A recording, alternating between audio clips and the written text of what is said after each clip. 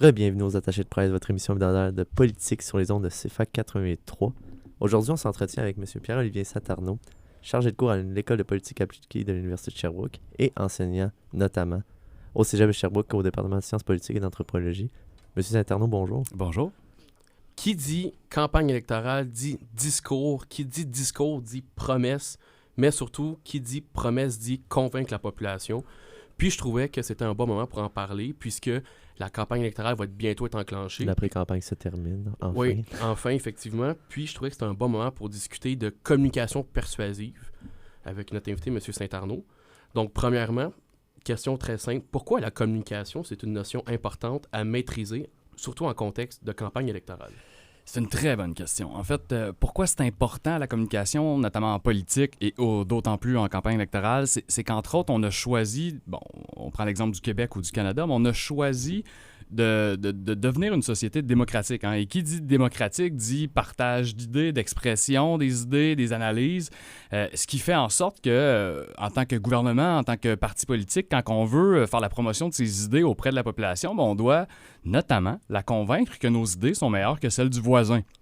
Pour faire ça, bien, ça demande un travail de longue haleine pour apporter via la communication des informations, des émotions, du raisonnement au sein de la population qui va, elle, devoir faire un choix là, ici le 3 octobre prochain. Puis, justement, vous avez un peu embarqué sur ma prochaine question. Quel est l'objectif même et le but visé par la communication de type persuasive? Évidemment, convaincre les électeurs, mais il y a plus que ça. Oui, absolument. Il y a dans ce champ d'expertise-là, on dit qu'il y a principalement 4 grands objectifs. Le plus simple, c'est celui d'informer la population. On le voit justement en campagne électorale, quand on voit des affiches publicitaires où on nous présente le candidat dans la circonscription, on désire informer les gens de ces candidats-là. Il y a, comme vous avez dit, celui de convaincre, hein, un changement d'attitude vis-à-vis, par exemple, une idée d'un parti politique. Mais il y a aussi celui de convaincre pour le comportement et donc d'amener des gens à faire des choses qu'on voudrait qu'ils fassent. Et donc ici, voter pour nous, par exemple. Finalement, il y a aussi le gain de notoriété, hein, un objectif qu'on voit un peu moins souvent, mais dans le cas d'une campagne électorale, on va en voir passer des publicités de gain de notoriété. Par exemple, on va probablement voir François Legault venir via la publicité vanter, par exemple, des objectifs qu'ils ont atteints au courant du mandat. Donc, on va essayer de gagner de la notoriété, du prestige vis-à-vis cette communication-là.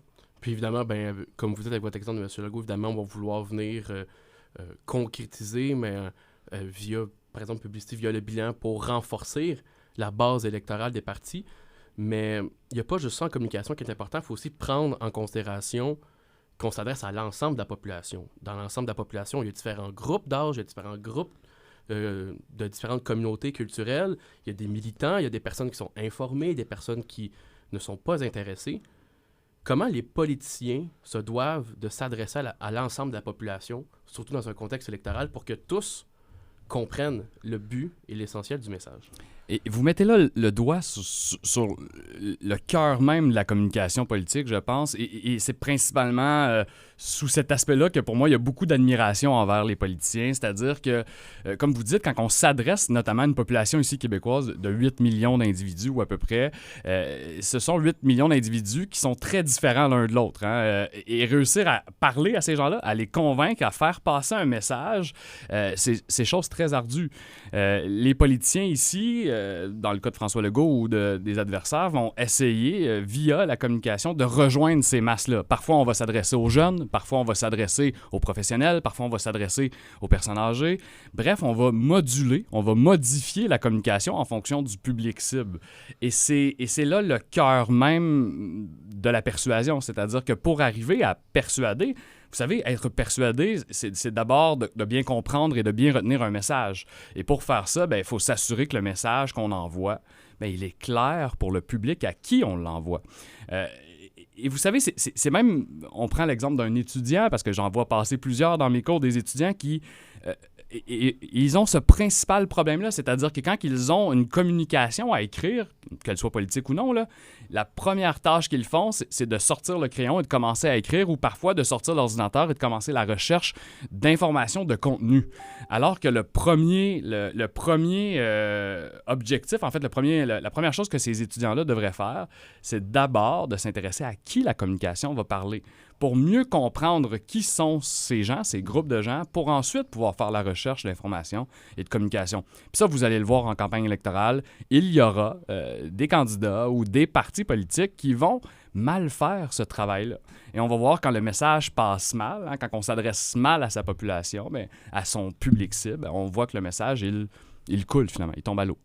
Est-ce que quel est le plus grand défi de comment on attribue le message, comment on construit ce message-là? Y a-t-il des techniques ou comment les politiciens essaient de construire ce message pour convaincre justement?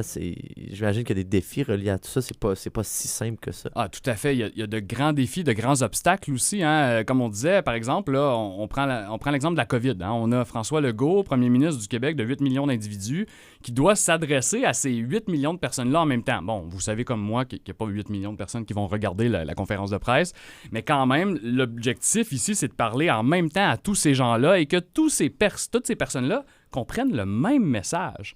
Elle est là la principale difficulté, c'est-à-dire qu'à travers une même communication, un seul message, on va devoir encoder, s'assurer que des segments vont parler à certains publics cibles, et tout ça au travers du même message avec le même objectif de cette communication-là. C'est le plus grand défi de la communication politique, et les attachés politiques, les attachés de presse aussi ont un gros travail en amont à faire sur cette question-là avant d'arriver aux politiciens qui prennent la parole en public, là. Donc, ce que je comprends, c'est un message souvent qu'on lance, qu'on peut voir d'un premier coup d'œil. Souvent, il y a un deuxième message en dessous, un troisième message en dessous. Puis c'est grâce à ça qu'on peut rallier tout le monde à un seul message. Oui. C'est un peu... C'est drôle de le mentionner comme ça, là, mais... Oui, vous avez entièrement raison. C'est-à-dire qu'au sein d'un même message, il y a plus souvent qu'autrement plusieurs publics. Et non seulement, puisqu'il y a plusieurs publics, bien, il y aura, comme vous dites si bien, différentes couches, comme un oignon, différentes couches de messages qui vont s'adresser à ces publics-là. Et on le voit, on l'a vu durant la COVID, parfois, on a bien décortiqué cet oignon-là, on s'est bien adressé à ces différentes couches de la population et parfois pas du tout. Puis on le voit dans la grogne populaire, dans la réception du message.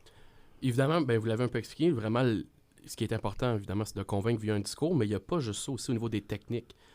La gestuelle aussi va être importante, le ton va être important. En quoi que ces éléments-là qui sont, ben, dans le cas du ton un peu plus auditif, mais dans aussi le contexte visuel aussi, la manière de s'exprimer, la gestuelle, en quoi elle est importante aussi en communication. Oui. Vous savez, l'être humain, c'est un peu aussi une bête d'émotions. Et comme on réagit beaucoup aussi à nos émotions, ben veut pas, les émotions passent aussi par le visuel. Comme vous dites, il y a à travers le discours, il y a des éléments qui sont non auditifs, qui sont liés à l'apparence, par exemple, qui sont liés à l'environnement, le contexte du message.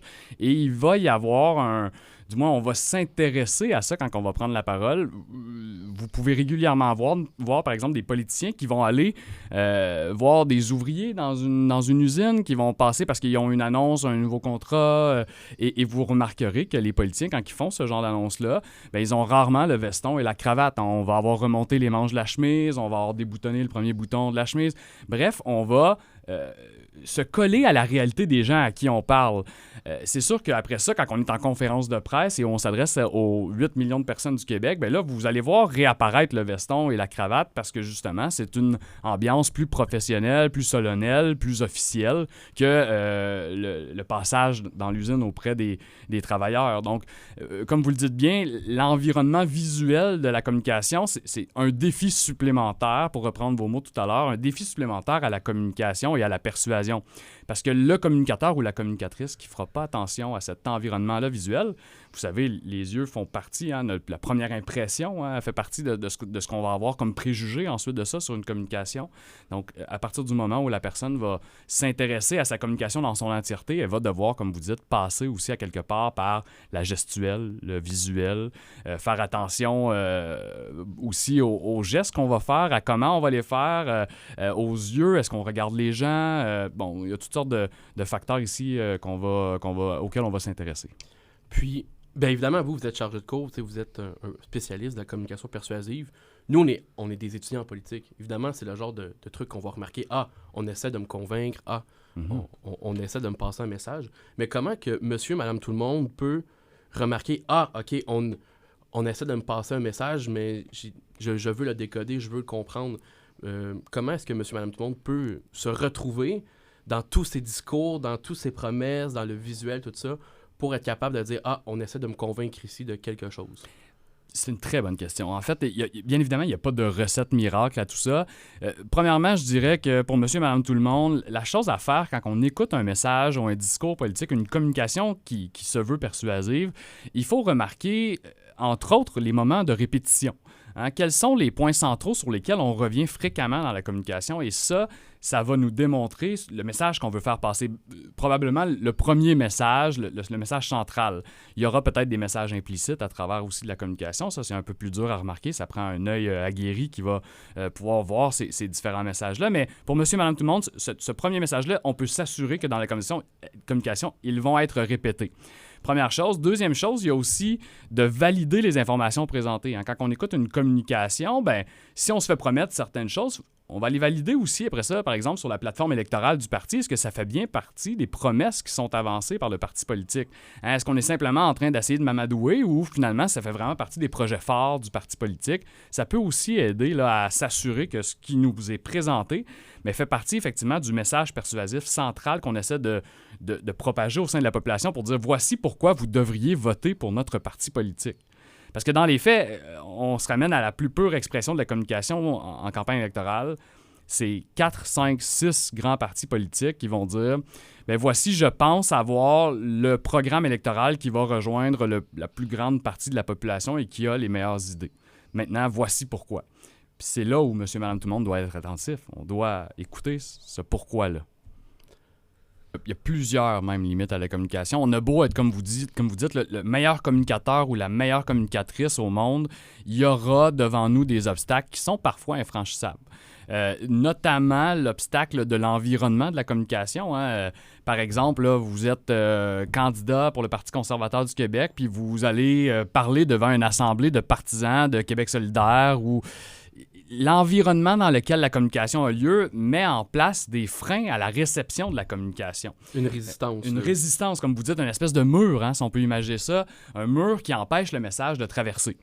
Ça fait partie des obstacles. Il y a aussi le temps, nécessairement, hein, parce que vous et moi, et vous allez voir aussi, avec l'âge, on vient que la mémoire, hein, elle oublie de plus en plus. Le message, là, sur le coup, il est bien retenu, mais dans l'heure qui suit ou dans la journée qui va suivre, est-ce que le message, il est demeuré dans la tête des gens? Ça aussi, ça fait partie des obstacles que le communicateur ou la communicatrice va rencontrer. En dehors de ça, vous l'avez mentionné, un des autres obstacles, ce sont les intérêts des gens. Hein. Peut-être que pour le message qui est envoyé, moi, j'ai aucun intérêt. C'est pas quelque chose qui me touche, c'est pas quelque chose qui vient me chercher. Donc, finalement, ce message-là, il passe un peu dans le beurre. Ou finalement, le dernier grand obstacle, c'est le communicateur adverse. Et ça, dans la campagne électorale, il y en a beaucoup. C'est-à-dire que dans chacune des circonscriptions, on va avoir d'autres candidats qui vont se présenter et qui vont dire pourquoi nos idées sont soit mauvaises ou soit pas les bonnes idées ou qu'ils ont de meilleures idées. Et le communicateur adverse là, va faire en sorte que parfois, nos messages, ils ont beau être bien construits, bien réalisés, recherchés, documentés. Finalement, ils tombent à l'eau parce que le communicateur adverse a su mieux rejoindre soit la raison, soit les émotions ou soit l'éthique des gens à qui il parle. Question peut-être plus, on va mettre en pratique un peu de qu'est-ce qu'on a discuté dans les dernières minutes. Évidemment, on s'en va en campagne électorale, ils vont avoir un débat des chefs. Oui. L'objectif, évidemment, c'est de transmettre des messages. Il y a 5 principaux partis pour l'instant qui ont quand même une bonne importance au niveau des intentions de vote. La CAQ, le PLQ, Québec solidaire, le Parti conservateur du Québec qui est en ascension quand même assez fulgurante, puis le Parti québécois. Quel va être l'objectif de chacun des partis au niveau du message à transmettre à la population? Commençons par la CAQ. Oui, la CAQ, comme c'est le leader sortant, le gouvernement en place, c'est presque assuré que son objectif ici, ça va être de réitérer, en fait, ses bons coups. Donc, de revenir sur les enjeux sur lesquels ils ont bien agi, que la population a été réceptive. Donc, vous pouvez être absolument assuré qu'ils vont essayer d'éviter, entre autres, le cas des CHSLD, mais qu'ils vont probablement revenir sur le reste de la gestion de la pandémie, parce qu'au Québec, vous savez, le taux de satisfaction sur cette gestion-là est assez fort. Donc, ils vont revenir sur des moments forts sur lesquels la CAQ a été un bon gouvernement. Hein? Et en tant que leader sortant, c'est pratiquement toujours le cas. C'était le cas aussi pour Justin Trudeau aux dernières élections fédérales. On revient sur les bons coups qu'on a réalisés durant le mandat. On peut s'assurer que c'est pas mal ça. J'ajouterais peut-être à ça, étant donné, comme vous l'avez mentionné, la montée là, du Parti conservateur du Québec dans les derniers sondages, on pourrait s'attendre peut-être à quelques attaques, là, quelques petites pointes lancées au Parti conservateur du Québec, qui est relativement nouveau, si on peut dire, sur la scène, même s'il est là depuis un certain temps, mais avec Éric Duhaime, a repris un peu là, de la vigueur. Donc, on pourrait peut-être s'attendre à quelques attaques. On voit bien que le PLQ, dans les sondages, quant à lui, est en débandade. Le PQ aussi. Donc, ça ne représente plus des adversaires plus crédibles là, aux yeux de la CAQ. Donc, j'ai l'impression que peut-être son regard va se retourner vers le Parti conservateur du Québec. Maintenant, avec le parti qui était à l'opposition officielle à la dissolution de la Chambre, excusez-moi, le Parti libéral du Québec, on sait que là, dans les derniers sondages qui sont sortis, il y a une vaste majorité d'anglophones qui vont se diriger vers le Parti conservateur. Mm-hmm. Quel va être le but, évidemment, du message transmettre pour les libéraux? Les libéraux ici, je pense qu'ils vont devoir consolider là, leur château fort, qu'ils vont devoir rassurer, notamment, vous le mentionnez, les anglophones, de la position forte du parti dans ces dossiers. Donc, je pense qu'ils vont essayer de stopper l'hémorragie au Parti libéral. Je pense que c'est ça l'objectif principal et c'est assuré qu'on ne pourra pas avoir un gouvernement libéral. Donc, on va voir chez Dominique Anglade et chez le Parti libéral du Québec, je pense, un espèce de manège de pompiers. Hein? C'est-à-dire qu'on éteint les feux là, au fur et à mesure qu'on les voit apparaître, puis on s'assure que d'ici la campagne électorale, on se met un peu, là, si vous me permettrez l'anglais ici, mais on lay low, on demeure sous le radar et on essaie là, de consolider en fait ce qui reste de château fort chez les libéraux. Est-ce qu'on pourrait appeler cette situation-là d'une élection de transition? Oui, peut-être pour les libéraux, effectivement, ça pourrait être un terme adéquat pour cette élection-là. J'ai pas l'impression, puis ça c'est bien personnel et un peu éditorial, mais j'ai pas l'impression ici que les libéraux vont aller faire de grands gains dans cette élection-là. Et je pense pas que les communications qui vont sortir du Parti libéral vont essayer de se diriger dans cette voie-là. Donc, on risque de plus voir une communication orientée vers, évidemment, la loi 96, la loi 21, pour consolider la base évidemment multiculturelle et anglophone à Montréal, entre autres. Là. Effectivement, je pense que les communications qui vont sortir du Parti libéral durant la campagne électorale, c'est des communications qui vont certes attaquer le gouvernement, donc la Coalition Avenir Québec, mais qui vont aussi venir rassurer, en fait, d'anciens électeurs libéraux pour leur dire, voici, là, le Parti libéral est encore la voie pour vous. Donc, des communications qui, je pense, vont être orientées vers ce public cible. Puis maintenant, pour ce qui est du deuxième parti d'opposition qui était présent à la dissolution de la Chambre, Québec solidaire. Oui, Québec solidaire, il a une position un peu particulière pour cette élection-là, je pense, dans ses communications, parce qu'il a, pour une première fois, si on peut dire, de plus en plus de personnalités publiques connues qui se présentent pour le parti, notamment dans la région de l'Estrie, entre autres. Ce qui est un bon coup pour Québec solidaire, mais on voit en même temps évoluer les sondages qui demeurent stables. Hein? On voit que les intentions de vote, pour le moment, pour les gens vers Québec solidaire sont autour, là, si ma mémoire est bonne, de 14-15 %. Et donc, je pense que Québec solidaire, ici, va devoir, dans ses communications, être explosif, en ce sens qu'il va devoir démontrer qu'il est une alternative viable et qu'il est probablement, du point de vue de la gauche, la seule alternative viable au Québec. On le voit avec la débandade du Parti québécois ici. Donc, je pense que dans les communications qu'on va voir sortir de Québec solidaire durant la campagne électorale, assurément, on va s'attaquer à la Coalition Avenir Québec, mais peut-être pas tant sur le plan des actions concrètes que sur le plan de l'idéologie. Parce que le but ici de Québec solidaire, ça va être de démontrer que si on est une personne de gauche, bien, on doit voter pour Québec solidaire. Moi, je peux relancer là-dessus. On voit depuis le début de la pré-campagne souvent, Gabriel Nadeau-Dubois le mentionne souvent, puis même l'équipe de Québec solidaire aussi. Comme si on était vraiment l'alternative de la CAQ, comme s'il y avait deux seuls partis, c'était une course à deux, alors que les autres partis le font pas, le font moins, ou en fait, on dirait que Québec solidaire s'en cache pas, ils sont vraiment conscients qu'ils vont gagner, puis c'est une course à deux. Pourquoi cette direction-là de Québec solidaire d'utiliser cette technique de communication-là? Oui, c'est une technique intéressante en plus parce qu'elle nous amène à se poser ce genre de questions-là. Hein. Est-ce qu'ils sont réellement que deux dans cette course-là? Puis on regarde les sondages, on voit que le Parti conservateur a quand même des bonnes intentions. Si ma mémoire est bonne, aux alentours de 17-18% la dernière fois que j'ai regardé les chiffres. Et donc, en avance sur Québec solidaire. Quand Gabriel Nadeau-Dubois nous dit il y a deux alternatives au choix quand vous êtes dans le bureau de scrutin puis vous allez voter soit CAQ, soit Québec solidaire, en fait, il met une dualité en place. Hein. Il nous dit que finalement, il y a seulement deux choix possibles, Québec solidaire ou la CAQ. Et donc, si vous êtes de gauche, vous ne pouvez pas voter 4 et donc vous allez voter Québec solidaire. C'est une stratégie qui est payante au final dans la communication parce qu'elle évacue les autres adversaires. Hein, ici, on ne parle même pas du Parti québécois et du Parti libéral qui, pour Québec solidaire, sont rendus des adversaires qui sont plutôt petits comparativement à la CAQ. Et donc, on essaie de se positionner, en faisant ça, de se positionner comme la seule alternative au gouvernement, comme étant le challenger numéro 1 dans la course électorale. Puis c'est une stratégie qu'on voit régulièrement apparaître durant les campagnes électorales. Ça force le jeu pour dire, voici, là, c'est moi qui va devoir être le challenger du gouvernement sortant. C'est pas un peu...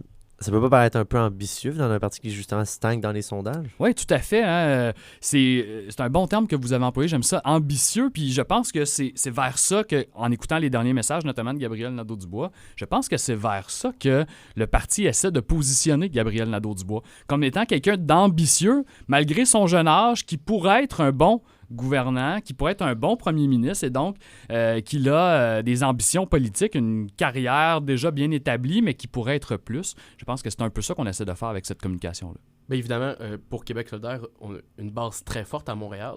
Est-ce que l'objectif de la prochaine élection va être de consolider les sièges à l'extérieur de Montréal et non de ne pas faire des gains comme ils le prétendent? Mm-hmm.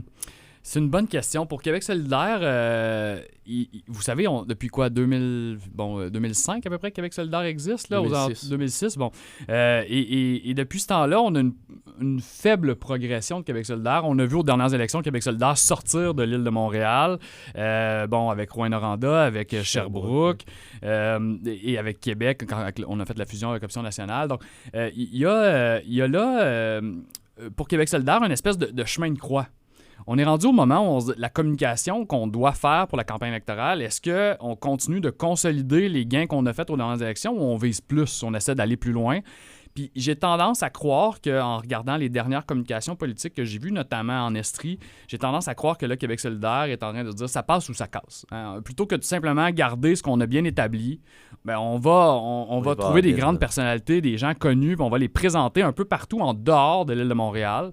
Notamment, moi, je suis dans la circonscription ici là, de Saint-François, puis on a vu apparaître Dr Mélissa Généreux, qui est une personnalité publique, qui a été directrice de la santé nationale, la santé publique en Estrie. Donc, des personnalités qui sont connues. Le maire, pas trop loin, le maire de... Richemont, M. Philippe Pagé. Oui, c'est ça, M. Philippe Pagé. Donc, des candidats qui sont de grande envergure quand même. Donc, j'ai l'impression qu'on essaie de détendre le territoire et c'est l'impression que les communications du parti me donnent en ce moment pour la prochaine campagne électorale. Mais ce ne serait pas un couteau à double tranchant ici? Je pense que oui. Je pense que oui. Dans le cas de Québec solidaire, à 14-15% dans des moments où on stagne, là, ça fait un certain temps que les intentions de vote sont prises là.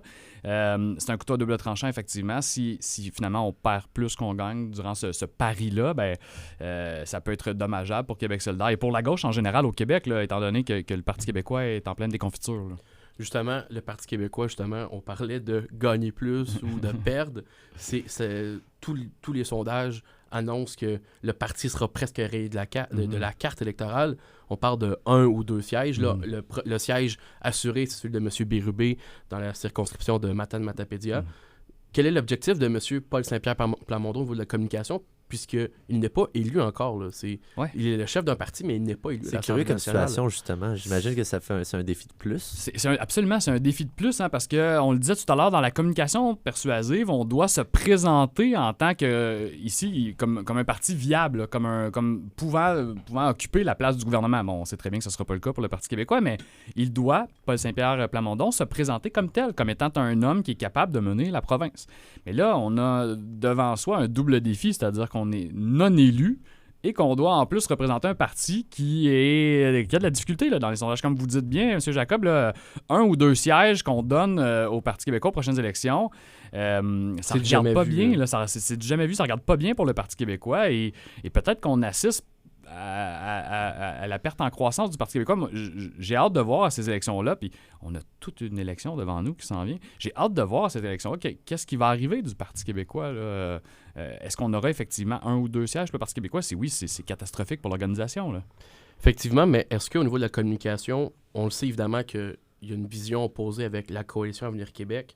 Évidemment, on est nationaliste, on le répète souvent, on est souverainiste. Est-ce que miser encore aujourd'hui, en 2022, sur la souveraineté du Québec et sur le fait que le Parti québécois est la seule alternative pour que, exemple, la loi 21 ne soit jamais contestée, que la loi 96 ne soit jamais contestée devant les tribunaux, est-ce que c'est la bonne stratégie à ce moment-ci, au point qu'on est rendu?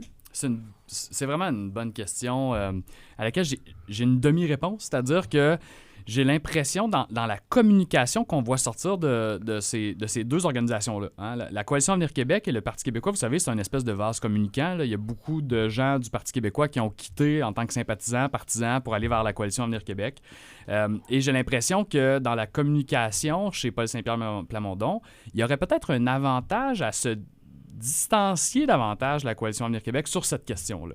Vous le dites, hein, la Coalition Avenir Québec nous dit on est nationaliste, le Parti québécois nous dit nous on est souverainiste et on est la seule option souverainiste. Bien, j'ai l'impression que la principale différence pour la majorité des gens sur le territoire québécois entre la Coalition Avenir Québec et le Parti québécois, c'est cette question-là. Puis il y a des gens qui disent ben il faudrait qu'ils aient plus loin sur cette question-là parce que pour le moment, on ne le voit pas. Et donc, je pense que, et c'est l'avenue que je pense que Paul Saint-Pierre Plamondon a pris, c'est-à-dire que cette avenue-là de dire, ben, on est la seule option souverainiste, il essaie d'aller plus loin dans cette direction-là. C'est le choix stratégique qui a été fait dans cette communication. Reste à voir si ça va être payant. Puis reste à voir comment on va l'organiser, cette communication-là, autour du fait qu'on est la seule option souverainiste. Parfait. Puis, évidemment, ben, le dernier parti qui est en ascension, c'est celui du Parti conservateur du Québec, d'Éric Duhem. Oui. Évidemment, M. Duhem, très fort en communication. Oui. Évidemment, est fort d'une expérience politique aussi. Là, évidemment, milité pour l'ADQ, s'est déjà présenté aux élections. Une expérience en tant que telle. Puis aussi, bien, une personnalité publique connue surtout dans la région de Québec. Est-ce que c'est possible pour un parti de se dire une alternative alors que on a peu d'expérience au niveau des candidats. Évidemment, il n'y a pas de candidat vedette à part Mme Casabonne qui se présente dans Iberville.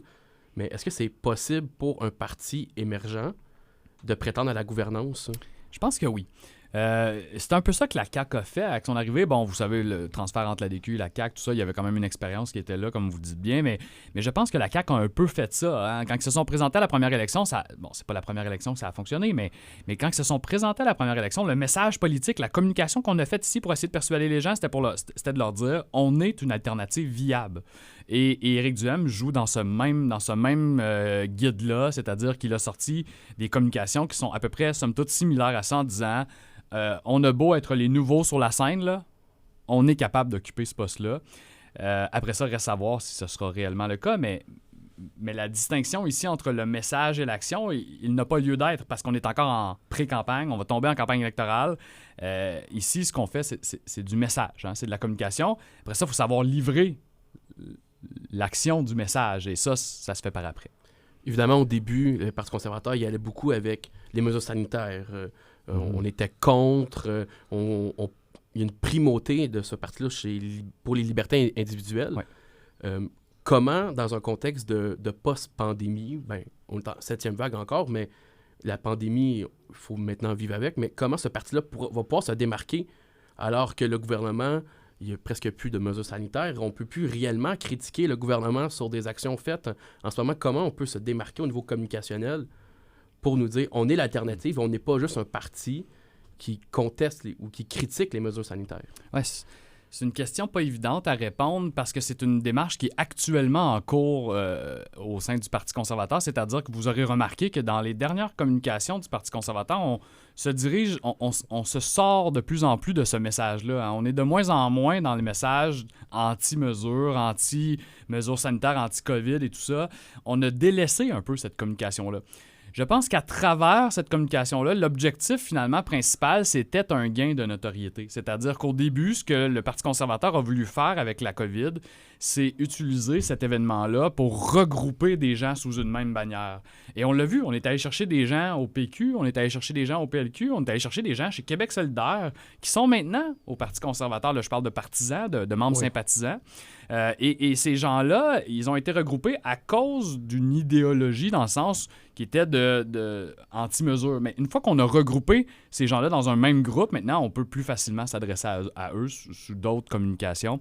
Puis là, on va voir s'extrapoler tout ça, ce message-là dans le Parti conservateur du Québec, comment il va s'organiser avec ce groupe-là. Ça va être un défi de taille quand même, parce que comme on le dit, ce sont des gens qui viennent d'un peu partout, qui sont regroupés, pas par leur allégeance gauche-droite, mais plutôt par leur, comme vous dites, leur amour des libertés individuelles. Et je pense que les prochains messages que vont faire M. Duhem et son organisation, ce sont des messages qui sont organisés autour du fait que le gouvernement, là, il est trop présent. Hein. On revient à une ancienne gauche-droite, un peu du style intervention ou non de l'État. Et dans le cas de M. Duhem, je pense qu'on essaie de dire là, l'État, il intervient trop dans tous les sujets. Puis on le voit à travers le slogan, le « Libre chez nous ». Voilà. Au niveau des slogans, évidemment, c'est très important d'avoir un slogan qui frappe l'imaginaire, mais le choix des mots est important aussi. Mm-hmm.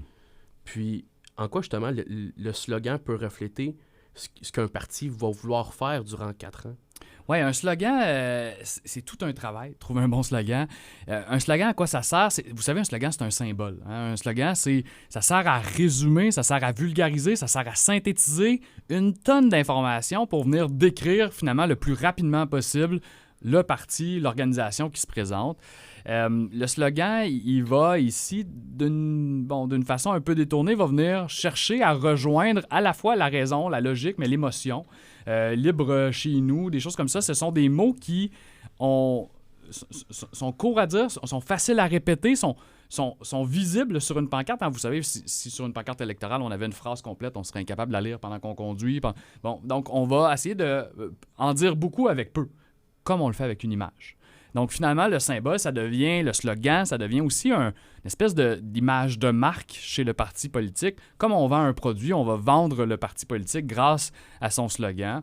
Et au fil des années, on a vu différents slogans, parfois des slogans qui sont plus positifs, parfois des slogans qui sont plus négatifs, qui attaquent même d'autres partis politiques. Les slogans, ils vont servir finalement à synthétiser un message en peu de mots, puis à rejoindre des gens qui vont pas nécessairement aller, par exemple, consulter un programme politique, les plateformes des partis politiques. À rallier justement à rallier les gens à une cause, là, un projet, un but. Là, de façon assez simpliste, c'est ça qu'on va essayer de faire, oui. Monsieur Saint-Arnaud, je crois qu'on a fait quand même le tour de la question. Merci pour le temps avec nous. Bien, merci pour l'invitation. C'était très intéressant, puis on a hâte de voir, évidemment, la campagne électorale, évidemment, le débat des chefs va être très intéressant cette année. Oui, tout ça va être une belle élection, pour de vrai. On se prépare déjà, puis on est vraiment heureux que... Puis on a vraiment hâte d'écouter l'émission de CFAC sur la campagne électorale. Merci beaucoup. Merci.